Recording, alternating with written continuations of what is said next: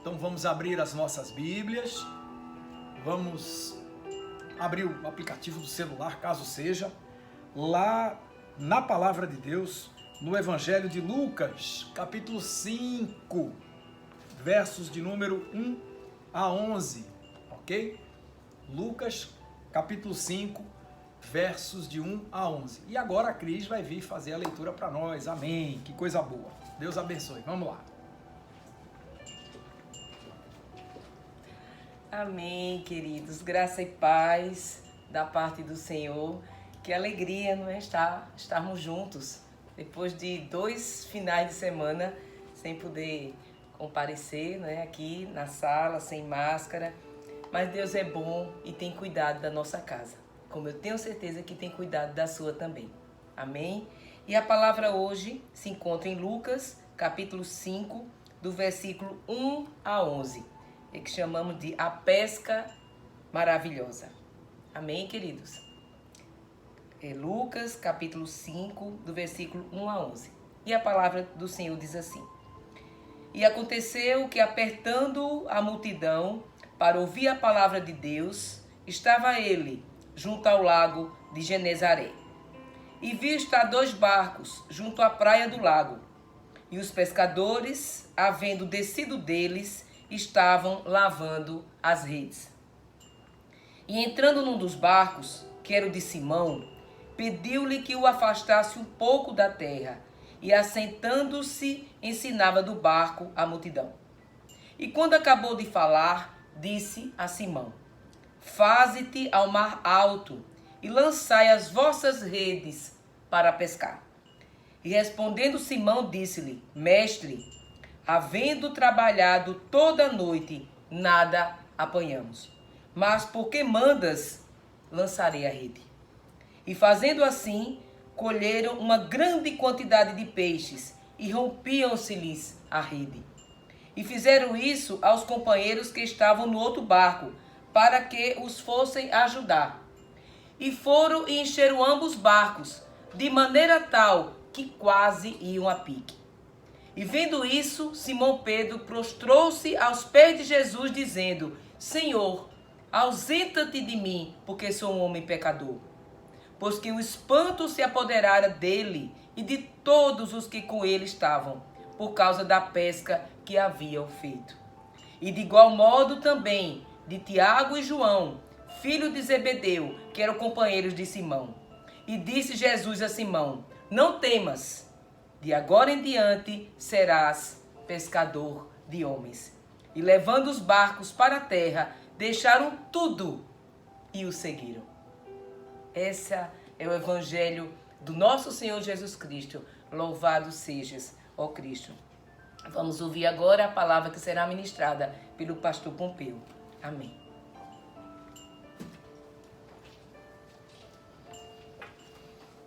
Amém, queridos. Vou fazer aquela pergunta que eu tinha falado e ia fazer aqui, olha. Quantas vezes você já tendo tentado fazer tudo ao seu alcance, você de repente parou de tentar? Quantas vezes você já tendo feito todos os esforços que estavam dentro da sua capacidade, você decidiu parar? Você disse: olha, agora não dá mais, né? Agora não dá mais. Pois é, eu posso responder por mim, não posso responder por você. Na minha vida eu já fiz muito isso, muito. E digamos, irmãos, de certa forma isso é uma coisa natural, não é verdade? Pois é, você diz assim: olha, pastor, é isso aí, tem hora que a gente tendo tentado tudo, a gente já não tem mais força. Eu agora há pouco, agora pela manhã, assisti aqui na TV uma disputa entre homens muito fortes, né? A disputa do cara mais forte que jogava lá um barril por cima de um determinado anteparo lá. O desafio era esse. E aí eles iam jogando os barris, um barril após o outro, era sempre um mais pesado, nunca um mais leve. Então ele começava com o mais leve, que já não era mais leve, muito leve, porque a disputa é de força. E aí, quanto mais à frente, quanto mais barris ele fizesse passar pelo anteparo, mais à frente na competição ele seguia, mais pontos ele ganhava. Chegava num determinado momento, chegava num barril, num determinado peso, que por mais que ele usasse a técnica e a força dele, chegou um momento ele tinha que parar, certo? Porque ele não tinha mais força nem técnica para fazer, para ir adiante. Moçada, isso é natural, isso é normal. Alô, não se sinta aqui, eu não estou aqui absolutamente querendo constranger ninguém porque parou de fazer esse trabalho ou aquele. Mas muitas vezes a gente se vê numa situação como essa, que ainda que a gente tenha forças para tentar de novo, a gente já tendo tentado tantas vezes, a gente escolhe parar, certo? Por uma circunstância ou outra. Não estou dizendo que você já tenha se esgotado, não. Às vezes a gente nem está esgotado, mas o que vem na nossa mente é dizer, olha, eu não tenho mais recursos para continuar aqui, eu não tenho mais ferramentas para continuar. Eu posso até fazer, mas vou fazer tudo de novo, da mesma maneira que eu fiz, e fazer tudo da mesma melhor maneira que eu fiz, eu sei que eu não vou suplantar isso, porque eu não estou vendo solução.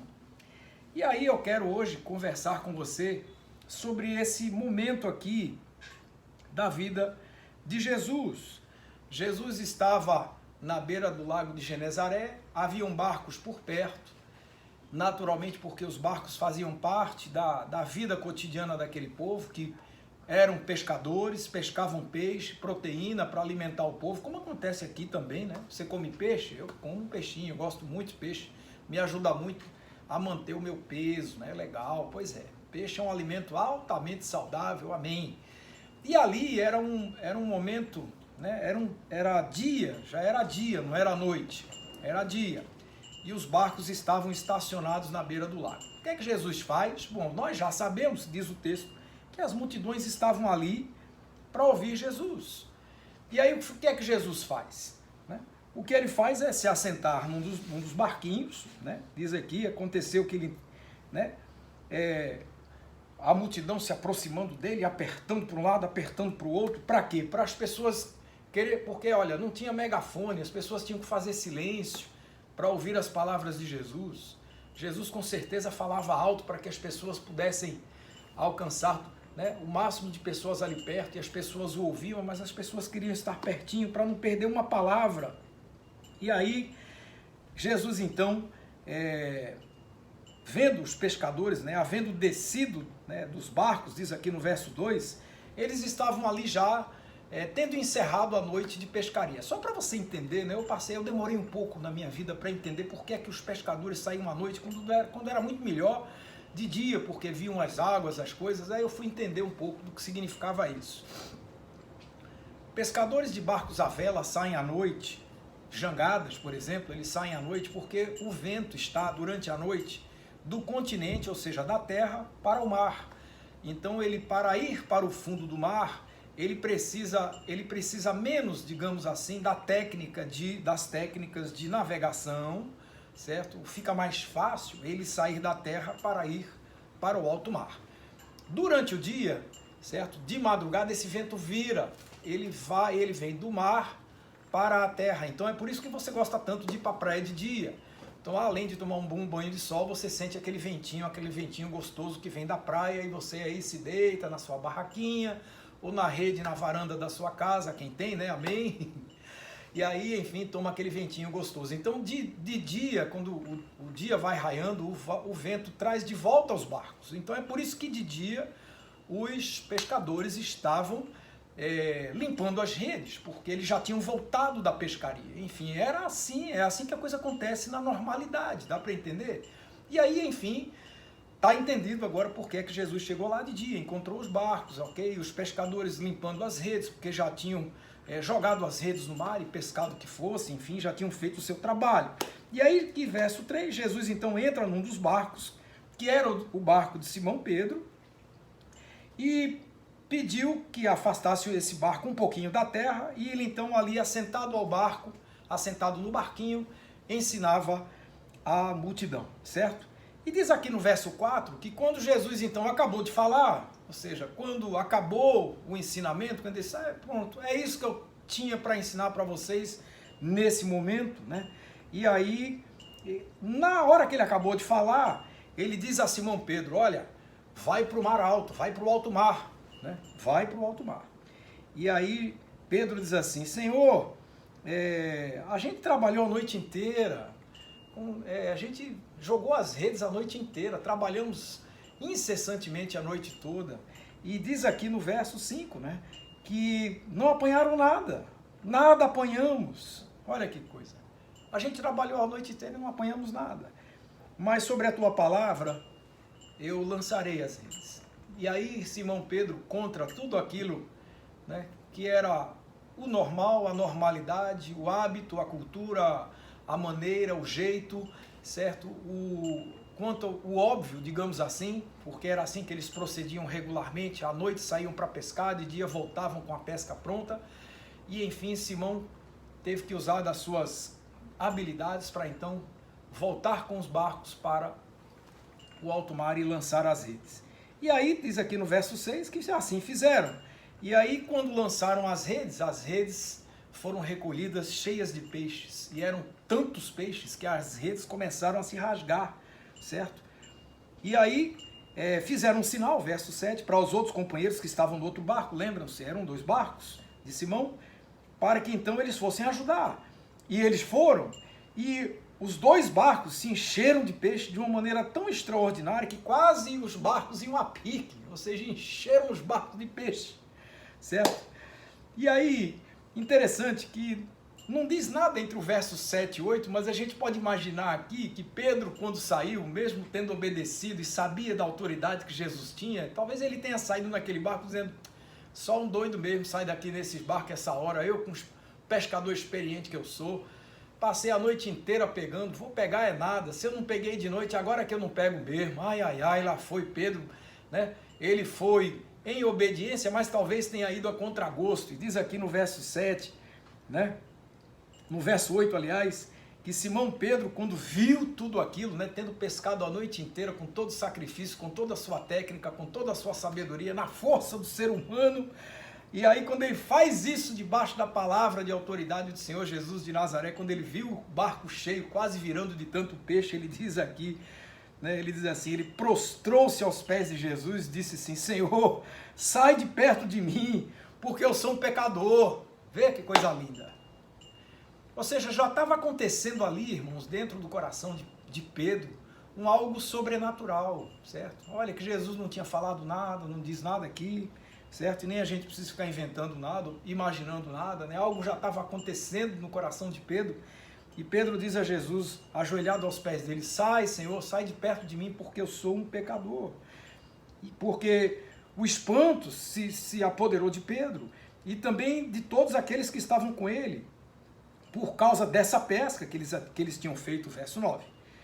E verso 10 assim, e aí, da mesma maneira, Tiago e João, filhos de Zebedeu, que eram companheiros de Simão, aconteceu com eles esse mesmo temor, né? Olha, te afasta de mim, Senhor, porque eu sou pecador. E aí Jesus disse a Simão Pedro, não tenha medo, porque de agora em diante serás pescador de homens. E levando os barcos para a terra, deixaram tudo e o seguiram. Olha que coisa linda. Pois é, irmãos. A história é essa. E eu vou perguntar de novo. Quantas vezes você, assim como esses pescadores, pensou, né, que já tendo feito tudo aquilo que estava no seu esforço, tudo aquilo na sua força, você pensou em parar, né? Parou de tentar. Então eu quero hoje pedir a você que você reflita um pouco. Não sei o momento da sua vida que você está vivendo, não sei as perguntas que você tem feito a Deus, não conheço a sua caminhada e nem preciso conhecer, mas de uma coisa eu tenho certeza, de que aquele que tem autoridade sobre todas as coisas tem o controle sobre tudo. Não fique pensando você que essa pandemia está fora do controle de Deus. Ela pode estar fora do controle do ser humano, que aliás está mesmo, né? O ser humano está aí tentando, certo? Mas a gente já sabe que o discurso era esse lá atrás. Isso vai durar 6 meses e a gente já vai em quase 2 anos de luta incessante, certo? Do ser humano, com todo o seu talento, amém, com toda a sua capacidade, amém, tentando dar solução, amém, a despeito das justificativas que o homem dê, quaisquer que sejam elas, a gente percebe que ninguém tem razão nessa história toda. E eu quero louvar a Deus por aqueles que no seu esforço têm conseguido fazer alguma coisa produtiva em favor da vida, amém. Tem gente que é a favor disso, gente que é contra aquilo, enfim, mas e as atitudes? Quais são os frutos das ações? A gente precisa, eu quero agradecer a Deus pelos frutos das boas ações, certo? Porque tem um mundo de gente por aí que diz assim, olha, eu não concordo com vacinação da criança, mas vai lá, não concordo, mas vai lá e por prudência vacina seus filhos, amém. Foi assim sua escolha? Amém. Então eu quero agradecer a Deus por aqueles cujas atitudes estão indo na direção de fazer algo melhor, porque eu estou duvidando se alguém aqui está querendo assim, olha, eu estou fazendo de tudo para morrer. Eu acho que não tem um assim. Eu estou dentro da minha casa vivendo momentos de Covid, aqui dentro do meu lar, certo? E eu não estou tentando pegar não, moçada, eu estou tentando me livrar disso, porque eu não sei se isso me alcançar, o resultado que isso terá. Eu espero que seja como foi com a minha esposa. Ela já teve 2 vezes, e das 2 vezes os sintomas não foram tão fortes. Não precisou internação, graças a Deus por isso. Teve dor depois no corpo, depois, né, aquele cansaço, aquela coisa toda, aquelas coisas que às vezes a Covid, você nem sabe se é exatamente por conta disso, mas enfim, estamos aqui. Então talvez você esteja aí, né, de um lado, de outro, vivendo esse momento assim, olha, eu já tentei tudo que eu podia, mas eu agora não sei se eu devo parar. E aí eu quero trazer a você de uma forma bem objetiva, bem amorosa, algo da parte de Deus para o seu coração, para que você então reflita, porque eu não vou dar a você a resposta não, vou não. Porque a resposta para o seu coração, quem vai dar é Ele. Amém? Então o que é que eu faço, pastor? Eu já tentei tudo que eu podia. Eu já fui nas minhas forças, eu já fui na minha técnica, eu já coloquei aí tudo que eu aprendi, eu já coloquei aí toda a minha vontade. Olha, de coração, eu já depositei a minha esperança toda, parece que eu já não tenho mais nada. E agora eu faço o quê? Meu irmão, é o seguinte, primeira coisa que eu tenho para dizer a você, nada terminou até que Jesus deu amém. Amém? Entendeu? Vou repetir. Nada está encerrado, nada, absolutamente nada está encerrado, até que Jesus diga, acabou aqui, pode parar, certo? É como um time que está ali fazendo o seu melhor. Um jogo de futebol tem 2 tempos de 45. Não adianta o jogador ficar cansado aos 30 e dizer assim, olha, eu quero ir embora, certo? Ele pode até dizer que quer ir embora, porque tem outro para substituir, mas quando acabarem as substituições do técnico, não adianta dizer assim, estou cansado. O técnico vai dizer para você, continue aí, nem que seja parado, você não pode sair. Por quê? Porque o jogo ainda não acabou. Então o jogo da vida, irmãos, que a gente chama aqui de jogo da vida, Deus conhece tudo o que vai acontecer ontem, hoje, amanhã, sabe? Então o técnico que conhece todas as coisas diz a gente a hora que a gente tem que parar. E nada está absolutamente encerrado até que Jesus diga amém. Eu tenho o meu tempo, você tem o seu tempo também. Eu tenho o meu jeito, você tem o seu jeito. Eu tenho a minha rotina, você tem a sua rotina. Os pescadores tinham a sua rotina. Não era assim? Pois é, foi assim que a coisa aconteceu. A gente tem a nossa agenda, hoje eu vou, eu não vou amanhã, hoje eu vou ficar, amanhã eu vou e vamos embora. E como é que vai ser? Mas com Cristo Jesus presente, irmãos, o jeito, a rotina, o tempo, é com Ele. Amém? O tempo, o modo, a rotina, ainda que a gente tenha lá do nosso jeito, mas com Deus as coisas podem ser bem diferentes. Diz aqui no começo da nossa leitura, certo? Que, tá aqui, olha, havendo descido do barco, os pescadores estavam desmontando, né, lavando as redes, diz aqui no verso 4, e quando Jesus acabou de falar, veja, chegou um momento em que Jesus acabou de falar. Talvez muita gente naquela multidão tenha ido ali apenas e tão somente para ouvir ele falar. E quando acabou, foram embora. Mas ainda tinha mais, olha que coisa linda. Tinha mais, os barcos haveriam de ser cheios de peixe. Olha, os peixes não apareceram no barco 5 minutos depois que Jesus acabou de falar, não, irmãos. Não foi um abracadabra que aconteceu ali, não. Aparece de repente, tá certo? Não foi assim, não. Não foi um milagre do tipo da multiplicação dos pães e peixes, tá certo? Ali houve uma pescaria. Ali houveram barcos que tiveram que navegar para o alto mar para pescar. Quem foi ali só para ouvir Jesus falar e quando ele terminou, perdeu a bênção. Quem ali foi só atrás do discurso e quando acabou o discurso foi embora, perdeu a bênção, porque haviam barcos para serem enchidos de peixe, para trazer e alimentar a multidão depois. Entendeu como é que é? Então, meu irmão, minha irmã, eu tenho minha agenda, eu tenho o meu jeito, eu tenho o meu tempo, você tem o seu, cada um de nós tem o nosso, todos temos os nossos, né, a nossa caminhada, a nossa cultura, o nosso jeito de lidar com as coisas, mas Jesus é quem dá o amém, é Ele quem diz o final das coisas. Para Jesus o discurso já tinha terminado, e para a multidão, para muitos talvez já tenham voltado para casa, certo? Mas ainda que alguns tenham ido ali apenas para ouvir Jesus, certo? Os barcos ainda tiveram que ir para o mar.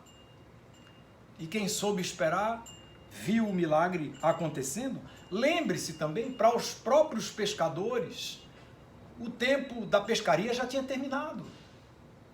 Eles já estavam limpando as redes. Talvez você esteja aí hoje, limpando as redes, esperando por um outro momento, e de repente, quem sabe, Jesus não está presente dizendo a você, lance a rede. Ainda não é o tempo de parar a pescaria, ainda que, sendo dia, você poderia até ter dito assim, mas Senhor, olha, a gente sai para pescar durante a noite, viu? Eu não sei se você percebeu, mas o sol já saiu. Eu não sei se você sabe, olha, Jesus sabia, sabe por quê, queridos? Porque Jesus foi criado ali. Ele conhecia muito bem aquela região, ele sabia esse manejo e conhecia todas as coisas. Ele conhecia tudo, tanto que, enfim, no texto não diz, e certamente ninguém o interpelou sabendo de onde ele era, certo? Ele era crescido ali naquela área, conhecia aquela cultura todinha, sabia o que estava falando e sabia muito bem o que estava fazendo. Porque quem vive de pesca é assim, sai de noite e volta de dia. É a direção do vento quem dita. Mas olha, deixa eu dizer uma coisa, aqui tem até uma outra alusão muito bonita. É o soprar do vento do Espírito Santo de Deus quem tem que ditar a caminhada da gente. Dá para entender, meu irmão, minha irmã, certo? Entenda que as coisas só terminam quando Jesus diz o amém, ok? Entendeu? Esse é o primeiro ponto importante para você que tem perguntado aí a Deus, colocado seu coração no altar, perguntando se, tendo feito você tudo o que você gostaria, precisaria fazer, está pensando aí em parar de tentar. Medite nisso. Segundo ponto importante, será que já tendo você, vamos lá, certo? Já vivido muito até aqui, porque olha, vamos lá, né? Estamos todos vivos, estamos aqui, estamos na batalha, não está fácil para ninguém, a luta é grande, continua grande, certo? E continuará grande, certo? Mesmo depois da pandemia. Que é isso, pastor, tá profetizando coisa ruim? Não, queridos, é a vida. A vida para quem? A minha vida é uma luta, a sua vida é uma luta, a minha vida é cheia de sacrifícios, a sua também, tá certo? E os sacrifícios, às vezes vem um e de repente vem um outro por cima do outro, certo? E é assim, às vezes você pega uma onda, quando você mal percebe, vem uma onda maior e engole você. E como é que faz? Eu não sei, eu sei que a vida tem suas lutas. Jesus disse, na vida tereis tribulações, mas tende bom ânimo, ou seja, anime-se. Por quê? Porque ele venceu o mundo. Então, será que não é hora, e aí fica aqui esse segundo passo importante, já tendo vivido você tanta coisa, será que não é hora de você confiar um pouco mais em Deus? Amém? Será que essa não seria a hora de você fazer como Simão Pedro? Será que não é hora de você perceber que na palavra de Deus sempre tem uma direção, uma boa direção, ou seja, a melhor direção para você caminhar? No Evangelho de Marcos, diz lá no verso 22, já do primeiro capítulo, que as pessoas se maravilharam da doutrina de Jesus. Por quê? Porque ele ensinava como quem tinha autoridade e não como os escribas. No verso 27 do Evangelho de Marcos, a Bíblia fala que todos se admiraram a ponto de perguntarem entre si, diziam uns aos outros, o que é isso? Que doutrina extraordinária é essa? Porque com autoridade ele ordena aos espíritos imundos e eles lhe obedecem. Ou seja, Jesus expulsava demônios para todo mundo ver, para quem estava ali estava vendo, certo? E as pessoas se maravilhavam do que ele estava fazendo. Então, quando Jesus falava, irmãos, ou seja, quando a palavra de Deus nos impele a caminhar. E a semana passada eu estava falando um pouco sobre isso, né? Sobre esse encorajamento, a gente continuar caminhando, tá certo? A gente não abandonar, né, o nosso chamado, amém? Certo? Então, assim, quando Jesus abria a boca para ensinar, o mundo parava para ouvir. E por razões muito óbvias. Por quê? Porque Jesus falava a verdade. E mais do que isso, irmãos, Jesus, ele não apenas falava a verdade, mas ele praticava aquilo que era correto, certo? Porque aquilo que ele falava e da maneira como ele agia era tudo uma coisa só. Ninguém pegou Jesus em discurso nenhum dizendo assim, peraí, você está falando isso aqui, você aqui fala que é assim, mas lá você age de outra maneira. Não, irmãos. Com Jesus não existia essa incongruência, essa incoerência. Essa incoerência é típica de gente feito eu e você. Muitas vezes a gente fala uma coisa, não, eu vou fazer assim, faz de forma diferente. Muitas vezes a gente diz que vai fazer, é para fazer daquele jeito e a gente age de forma diferente. A gente diz uma coisa e pratica outra. A gente pratica uma coisa e fala outra. É coisa típica de gente feito eu e você. Nos envergonhamos dos nossos erros, nos envergonhamos das nossas falhas. E Jesus está aí para quê? Para consertar. Que como eu vi uma vez de pastor Gondim, ele disse o seguinte, olha, se você acha que como o mundo diz, pau que nasce torto, morre torto, não, meu velho, não, minha irmã. O pau que nasce torto tem um filho do carpinteiro para dar jeito nisso, louvado seja o nome do Senhor. Pastor Ricardo Gondim disse assim uma vez, nunca mais eu me esqueci. Pois é. Então, às vezes a gente fica achando que as coisas, certo, são assim porque tem que ficar assim. Não são assim porque tem que ficar assim. Talvez seja a hora da gente confiar um pouco mais em Deus. E Jesus, quando fala, não fala como quem não fala como os escribas falavam. Por quê? Porque os escribas eram um povo, era uma casta de gente dentro da sociedade judaica que eram escolhidos para estabelecer as leis, eram chamados os doutores e mestres da lei. Eles estavam ali, irmãos, os escribas estavam para a sociedade judaica incumbidos de ditar para as pessoas, né, aquilo que elas deviam fazer e como elas deviam fazer. Eles não apenas ditavam as regras, mas como também exerciam um certo poder de juízo. Eram juízes do sinédrio, ou seja, aqueles caras que Jesus dizia assim, olha, tudo que eles mandarem vocês fazer, vocês façam conforme eles fazem, conforme eles falam. Mas o que eles fazem, não façam como eles fazem. Por quê? Porque eles dizem uma coisa e praticam outra. Nem com o dedinho mindinho eles querem fazer. Eles dizem, olha, você faça. Certo? Você faça assim, assado assim. No mundo de hoje também acontece um mundo de gente assim. Gente querendo dar ordem na vida dos outros. Gente querendo dar ordem até da maneira como o povo de Deus deve amar o próximo. Recebi de um irmão querido uma mensagem de WhatsApp essa semana de um pastor orientando suas ovelhas a não lançarem mão da misericórdia, do amor ao próximo e doarem cestas básicas para quem precisava. Porque quem tinha que fazer isso era a igreja. Irmãos, escuta aqui, a igreja sou eu e você. A gente leva o nosso dízimo e a nossa oferta para o templo e a igreja tem que fazer o seu papel. Estamos levando alimento para as pessoas da rua, estamos levando, mas não temos a menor pretensão de fazer isso no seu lugar. Estamos querendo fazer isso para a glória de Deus. E querido, querida, se você chega lá no templo e na hora da sua oferta você coloca o seu dízimo no altar, coloca a sua oferta no altar e durante a semana você se sente inclinado a fazer uma doação para uma pessoa, para outra, roupa, cesta básica, algo que precisa, meu irmão, em nome de Jesus, foi o Espírito de Deus que mandou, vá lá e faça. Vá lá e faça.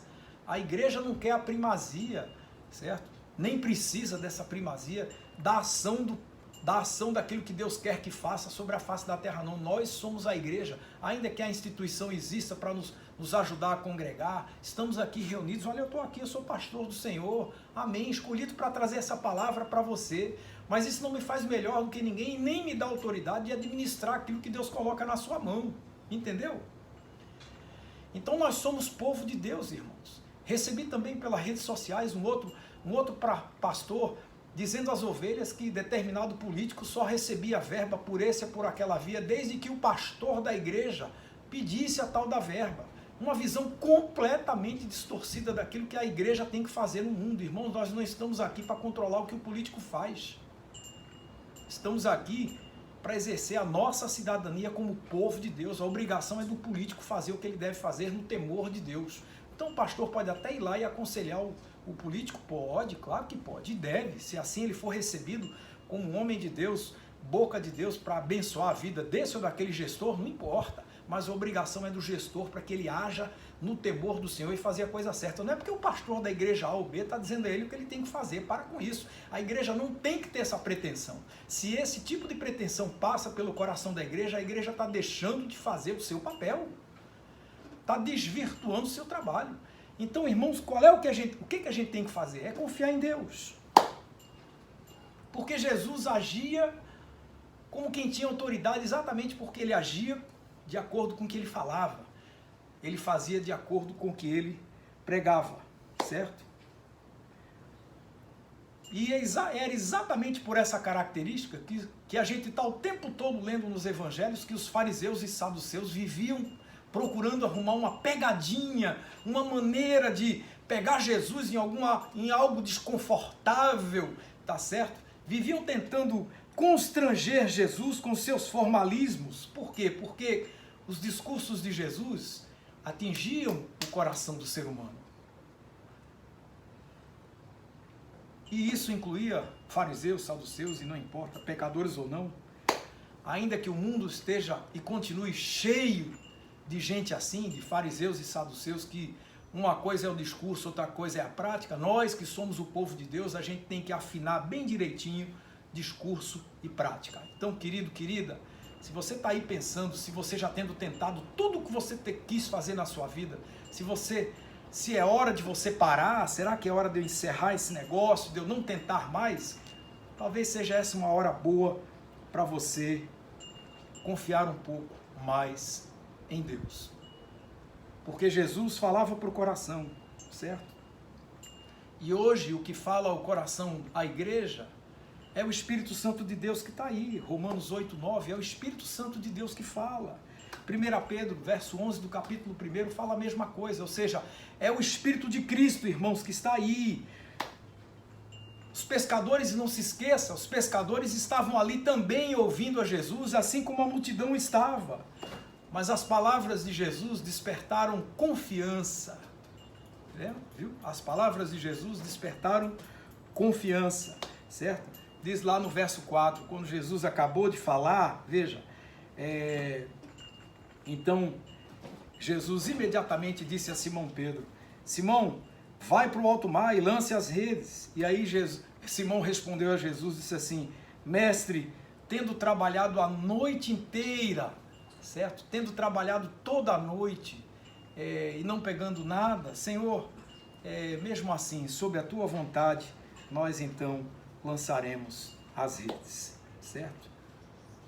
É esse o convite. Então, meu irmão, minha irmã, descansa aí o coração.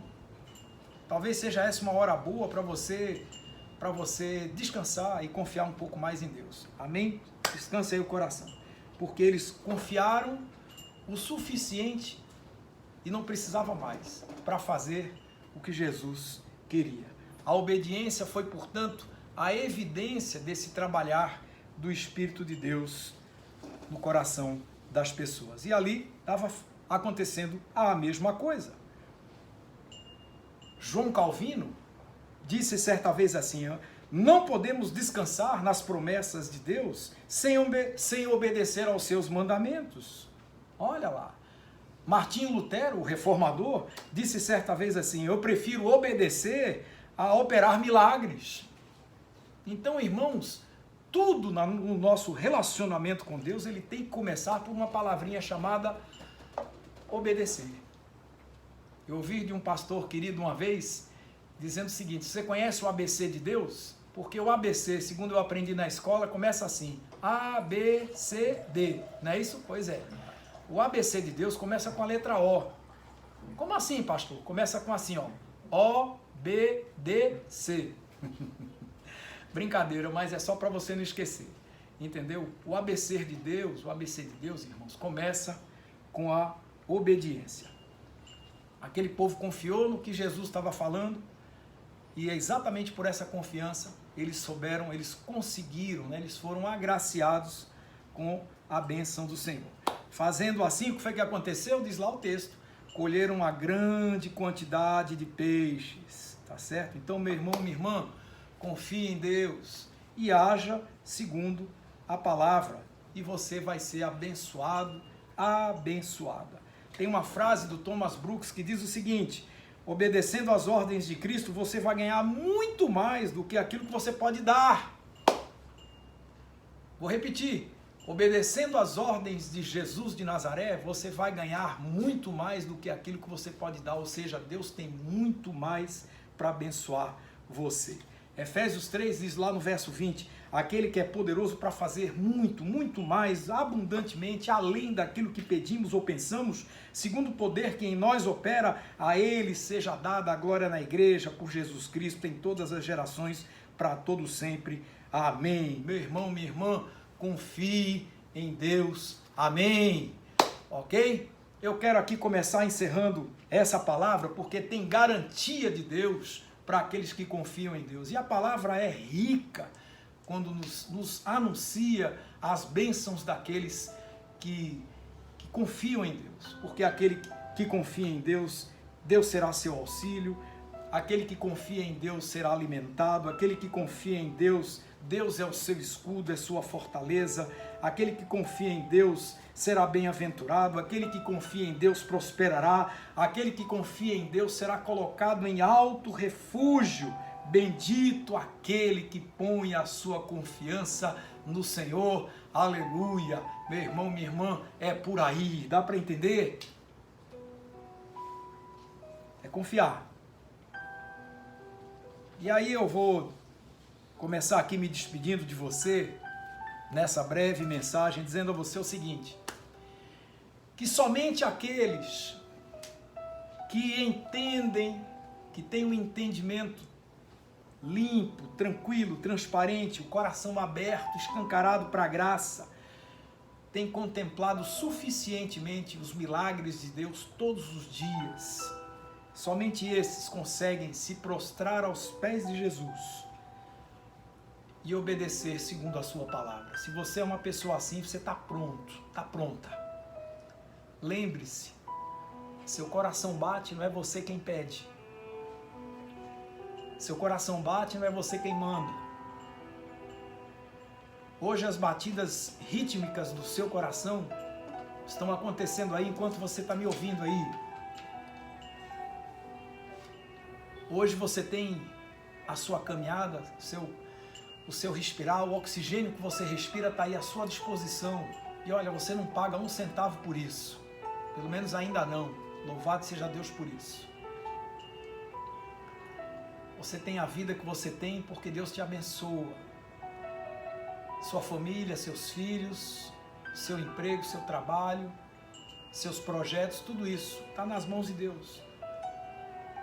E você chegou até aqui firme e forte, viva, para a glória dele. Então só aquele que entende que a graça de Deus se manifesta de uma maneira multiforme, através das coisas mais simples às mais complexas.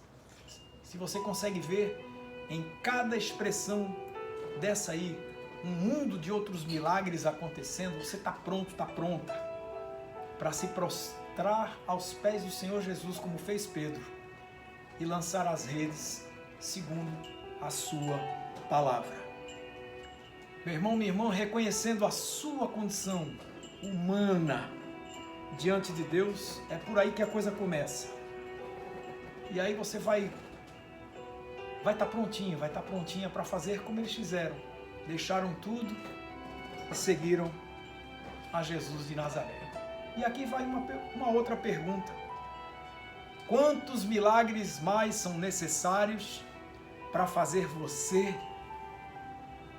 se prostrar aos pés do Senhor e dizer assim: Senhor, eu entendo, eu posso ir mais longe, eu posso tentar de novo, e de novo, e de novo, pois sobre a tua palavra eu lançarei as minhas redes. E aí eu encerro aqui com aquele verso que você já conhece, Salmos 37, verso 5. Entrega o teu caminho ao Senhor, confia nele, e o mais ele fará. Eu toda vez que falo do verso 5, porque foi esse um verso que meu filho Daniel lembrou dele e marcou muito um tempo da vida da gente, quando meu filho Daniel não morreu afogado na praia por um milagre de Deus. Meu pai estava lá dentro d'água, gritou, e quando a gente olhou, a onda engoliu Daniel. Daniel tinha 3 aninhos, ele estava na beira d'água e a onda engoliu ele, eu não via mais ele. Eu corri para um lugar onde eu corri para dentro d'água, no lugar onde eu imaginei que ele estava, e ali eu encontrei boiando na água e tirei ele da água. Naquela hora que eu olhei, se eu tivesse demorado mais 5 segundos para olhar para o meu filho, eu não saberia onde ele estava. E talvez ele não estivesse aqui entre nós. Pois é. Entrega o teu caminho ao Senhor. Confia nele. E o mais ele fará. Aí o verso 4 diz assim: deleita-te no Senhor, e ele satisfará os desejos do teu coração. Meu irmão, minha irmã, o que você está pedindo aí? O que você está precisando? Saiba disso. Tua luta não acabou. Porque você está vivo, está viva. Se você está de pé, você tem força. Porque a alegria do Senhor é a tua força. Então descanse. Peça a Deus a estratégia. Se o momento é de descansar, descanse. Se o momento é de repousar, repouse. No jogo da vida, a gente não passa o tempo todo correndo, não. Tem hora do descanso. Foi para isso que Deus fez o dia e a noite. De dia a gente trabalha, de noite a gente descansa, ou vice-versa. Você tem que, a hora, trabalhar e precisa de descanso. O corpo da gente não é uma máquina, não. Aliás, é uma máquina linda que Deus fez. Tudo arrumadinho, pois é. Então você tem que buscar a Deus, esse é o caminho. Porque se você se arriscar a fazer o que Deus pede, a verdade está dita aí. A partir de agora você será pescador, pescadora de homens. Amém. Lance as redes e deixe Jesus trabalhar. Porque Ele vai fazer tudo o que for preciso para te abençoar. Amém? Vamos orar? Oremos, irmãos, oremos. Pai, muito obrigado. Obrigado porque a gente pode refletir se é hora da gente descansar, se é hora da gente parar. Mas a gente quer louvar o Teu nome e Te agradecer porque estamos de pé, vivos, trabalhando, operando, podendo escolher se a gente vai de novo à luta, se a gente vai tentar quantas vezes forem necessárias para a gente tomar posse da bênção. Não viemos aqui apenas para ouvir, mas mais do que isso, queremos ser sensibilizados o suficiente para a gente obedecer, porque é na Tua obediência que as coisas acontecem. Queremos Te agradecer, Senhor. Te agradecer pelo dom da vida. E que cada um saia daqui hoje, encerre esse momento, absolutamente consciente da preciosidade da sua vida para Ti. Que a gente guarde no coração essas palavras que diz lá em Hebreus 13, que o Deus de paz, pelo sangue da aliança eterna, esse Deus que tornou a trazer dos mortos o Senhor Jesus de Nazaré, grande pastor das ovelhas, que Ele nos aperfeiçoe em toda boa obra, para que a gente faça a sua vontade, operando em cada um de nós aquilo que é agradável por Cristo Jesus, ao qual seja toda a honra, toda a glória e todo o louvor para todo sempre. Amém e amém. Que Deus te abençoe.